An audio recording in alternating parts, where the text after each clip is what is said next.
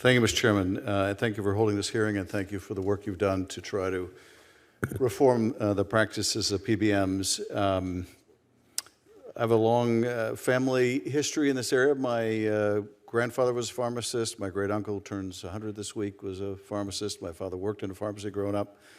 And of course, I've had the same experience that so many of my constituents have had. Dr. Sood, thank you for coming all the way from California. Let me ask you about my experience, because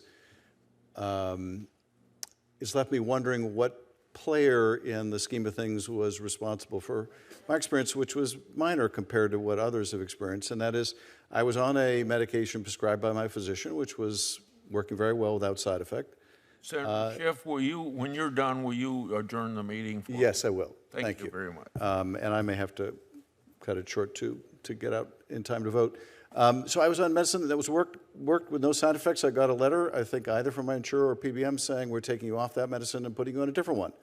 And I called my physician and I said, why are we changing my medication? It was working perfectly. Well, probably someone is going to get paid more money by moving you to something else. And I said, well, is there an appeal? And he said, yeah, but you'll lose. And I said, well, let's appeal anyway. So we appealed, and he was right, I lost. And then I said, is there any other remedy? He says, well, you can appeal one more time, but you will lose again. We appealed one more time, I lost again. So who made the decision to, well, obviously it wasn't my physician, who made the decision that I was better off on a different medication? It was the PBM, and I've had a similar experience where my university changed their PBM, and there's a generic medicine, FDA approved, been in the market for 30 years, well established, suddenly wasn't covered because of the change in PBM. California experienced a 56% increase, its Department of Managed Health Care, in health plan spending on prescription drugs from 2017 to 2023. How much of that do you think is because of consolidation in the industry? Where would you apportion the increased costs?